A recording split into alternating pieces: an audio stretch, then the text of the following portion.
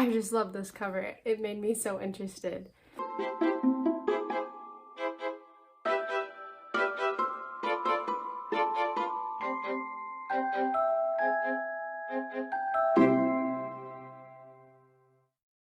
Hello and welcome back. This week I'm excited because I'm bringing you my review of the Chanel sisters.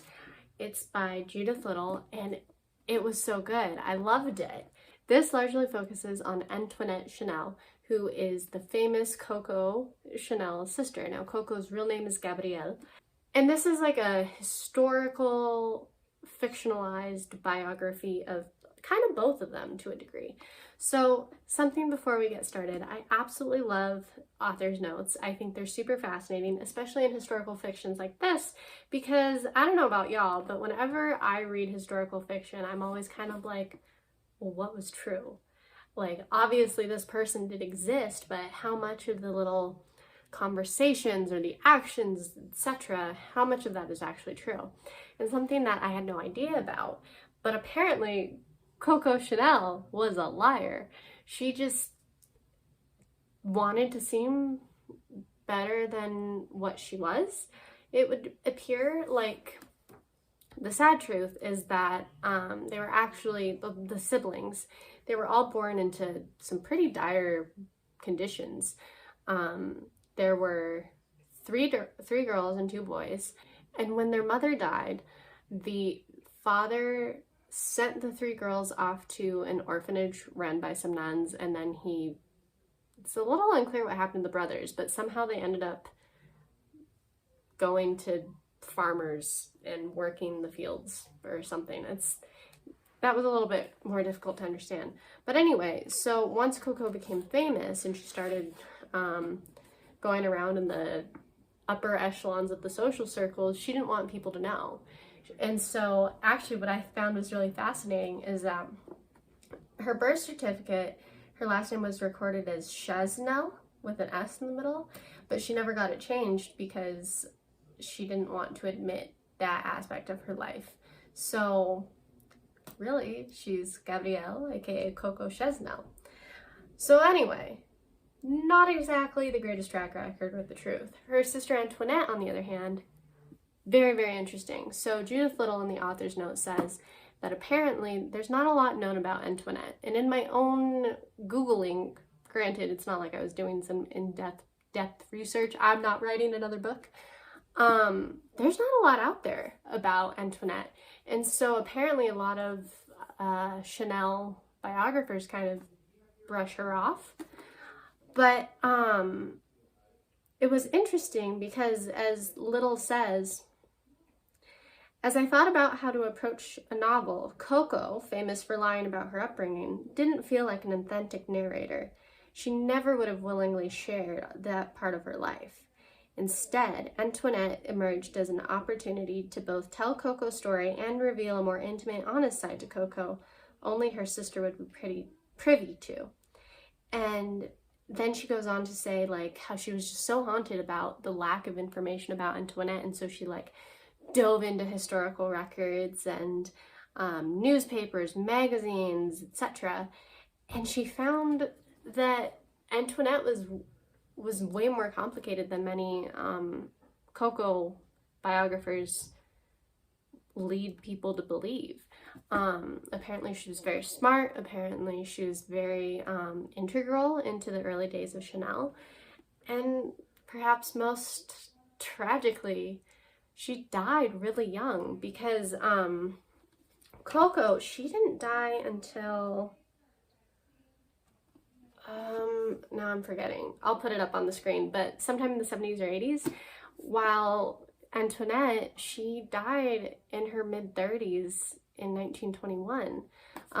It's a little unclear how she died. According to the death records, apparently it was poison. Now whether that's alcohol poisoning or poisoning, I mean, it's equally tragic, I think. In the book, Little has her death be more akin to consumption or tuberculosis. So yeah, there's a lot of mystery that is partially answered by the author's note in the back. which again, I just loved because so many questions arose as I was reading the book. But at the same time, I kind of didn't have time to think about those questions because I was just so engaged. So it's split up among about 6 different sections spanning from, I think it's like right at 1900. No, okay, spanning from 1897 up through 1921. And it starts out when they're in Aubazine, and I'm really sorry if I'm mispronouncing any of these French words and towns and whatnot. But it starts out in Aubazine where they're at that aforementioned orphanage, and it's Antoinette, Gabrielle, and then their older sister, Julia Berth. And after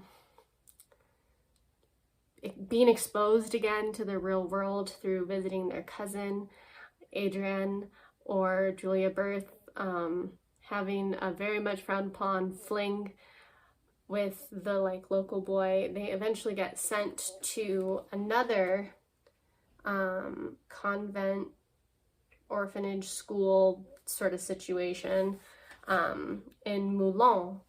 And it's so good, it's so exciting, you just have to read it. So in Moulins, we see the first glimmer, the second glimmer of Coco's foray into fashion, because in the first part of the book, we see a little glimpse when they go to their aunt's house, and their other aunt is like trimming hats, and Coco's like, oh, that's so gaudy, I don't like it.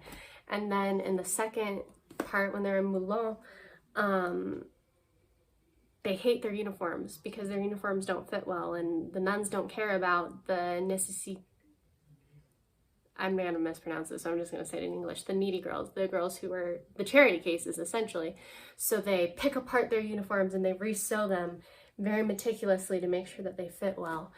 And eventually they go to Vichy, and at one point Antoinette is separated from Gabrielle because she's 4 years younger, and just so much happens. Like, it's just so good. And I love the romance between Lucho, the Anglo-Argentinian, and Antoinette, and I love the pseudo-romance, but also just friendship, at some point business partnership between Gabrielle and Boy, whose name I'm actually forgetting, so hopefully I'll remember to put it on the screen as well.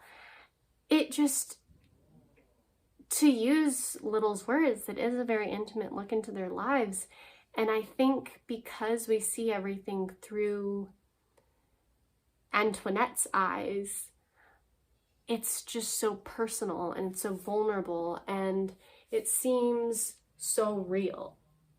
Like, you feel their feelings. You feel how Antoinette simultaneously looks up to her sister and how she's like, oh my gosh, you're giving away free hats? Like, we are poor. We don't have the money to afford to do that. And you feel Gabrielle's like blasé, like take life as it is kind of attitude. And you feel Adrienne's longing for love and romance and something better. And I think that's a really interesting motif because we all search for something better.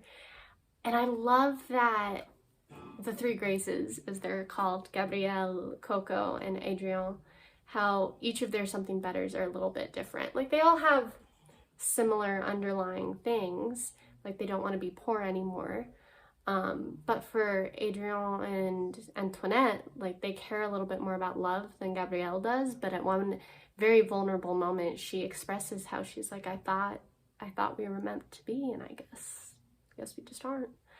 But for her, just seeing her success, her entrepreneurial career success, that was her something better. And I love the point at which Antoinette realizes that they don't have to be the same.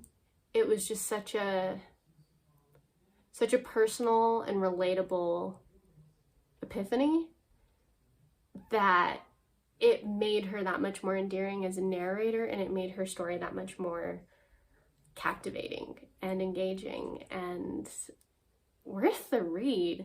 Like, I highly recommend this book. if you don't like historical fiction, like, you might have a harder time getting into it. But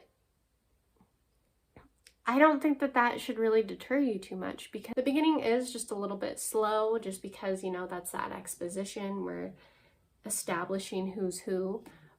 But overall, it's a beautiful story about sisters, and about finding one's passion, and about finding one's something better.